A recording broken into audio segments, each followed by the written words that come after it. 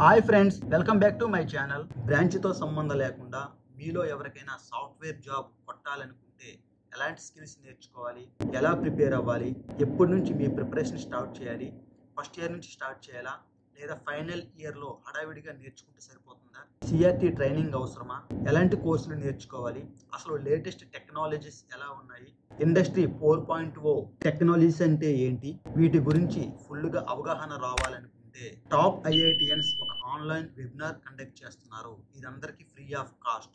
దానికి సంబంధించిన లింక్ నా డిస్క్రిప్షన్ బాక్స్లో ఇచ్చాను.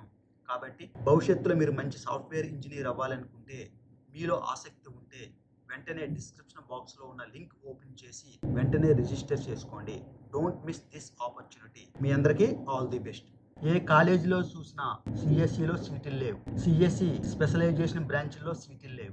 అలాంటప్పుడు ఇంకెందుకు థర్డ్ ఫేజ్ కౌన్సిలింగ్కి వెళ్ళాలి? నాకు సిఎస్సిలోనే సీట్ కావాలి, నాకు పెద్ద పెద్ద కాలేజీల్లోనే సీట్ కావాలి. ఒకవేళ సిఎస్సి రాకపోతే కనీసం సిఎస్సి స్పెషలైజేషన్లోనైనా సీట్ కావాలి. అసలు వేకెన్సీ పొజిషన్ చూస్తే సిఎస్సిలో సీట్లు లేవు అని చాలా మంది ఈ మధ్య కాలంలో, అంటే సెకండ్ ఫేజ్ సీట్ అలాట్మెంట్ అయిన తర్వాత చాలా మంది స్టూడెంట్స్ లోను, చాలా మంది పేరెంట్స్ లోను వ్యక్తం చేస్తున్న అభిప్రాయం. ఎవరికైతే ఇలాంటి అభిప్రాయం ఉంటుందో మీ అందరికీ నా సలహా ఏంటంటే, అవును, మీరు చెప్పింది కరెక్టే కావచ్చు.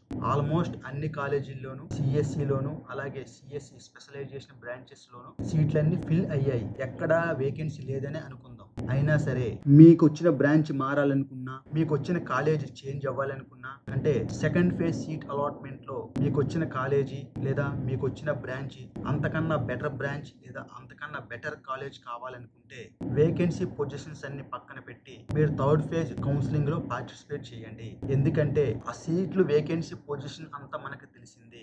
అయినా సరే మనకు తెలియకుండా చాలా మంది ఒక కాలేజ్ నుంచి ఇంకొక కాలేజీకి లేదా ఒక బ్రాంచ్ నుంచి ఇంకో బ్రాంచ్ కి స్లైడింగ్ అయ్యే అవకాశాలు అయితే ఉన్నాయి.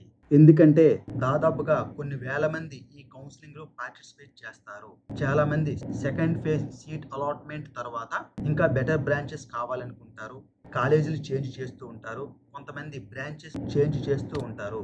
అలాగే ఇంకొంతమంది ఎన్నో జాగ్రత్తలు తీసుకున్నా సరే చిన్న చిన్న తప్పులు చేస్తూ ఉంటారు. ఆ తప్పుల కారణంగా వాళ్ళు ఒక ఆప్షన్ పెట్టబోయి ఇంకో ఆప్షన్ పెట్టవచ్చు, ఒక కాలేజ్ పెట్టబోయి ఇంకో కాలేజ్ పెట్టవచ్చు. ఎందుకంటే ఈ తప్పులు అనేవి సహజం.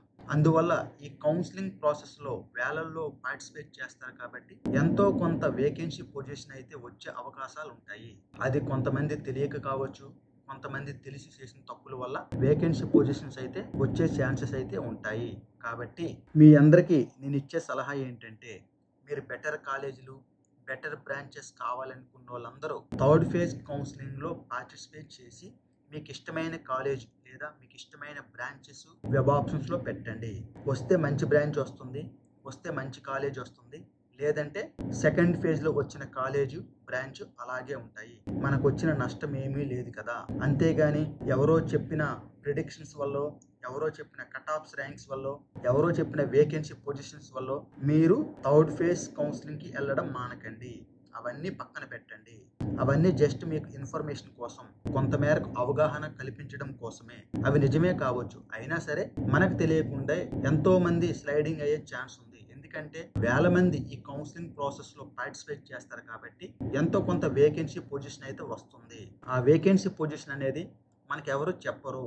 ఎందుకంటే ఒక అబ్బాయి పలానా కాలేజీలో పెడుతున్నానని లేదా పలానా బ్రాంచ్ మారుతున్నానని అతను ఎవరికి చెప్తారు? అతను ఎవరు చెప్పరు కదా. అఫీషియల్ గా మనకు వచ్చిన డేటా కరెక్టే కావచ్చు, కానీ మనకు తెలియకుండా చాలా స్లైడింగ్ అయ్యే ఛాన్స్ ఉంది. కాబట్టి చాలా కాలేజీల్లోనూ బ్రాంచెస్లోనూ వేకెన్సీ పొజిషన్స్ కూడా వచ్చే అవకాశాలు ఎక్కువగా ఉంటాయి. కాబట్టి మీకు సీటు కావాలనుకుంటే అవన్నీ పక్కన పెట్టి థర్డ్ ఫేజ్ కౌన్సిలింగ్లో పార్టిసిపేట్ చేయండి.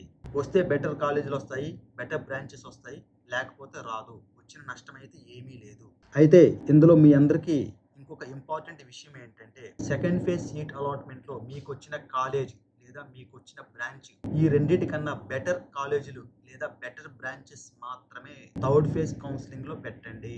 అలాంటప్పుడు మీకు బెటర్ వస్తే వస్తుంది, లేకపోతే పాత కాలేజీ లేదా పాత బ్రాంచ్ ఉండిపోతుంది. ఒకవేళ సెకండ్ ఫేజ్ లో వచ్చిన కాలేజీల కన్నా లో ప్రొఫైల్ కాలేజీ లేదా సెకండ్ ఫేజ్ లో వచ్చిన బ్రాంచ్ కన్నా నార్మల్ బ్రాంచ్లు పెడితే పొరపాటున అవి వస్తే ఉన్న బ్రాంచ్ కాస్త ఊడిపోతుంది. కాబట్టి అందరూ జాగ్రత్తగా వెబ్ ఆప్షన్స్ పెట్టుకోండి.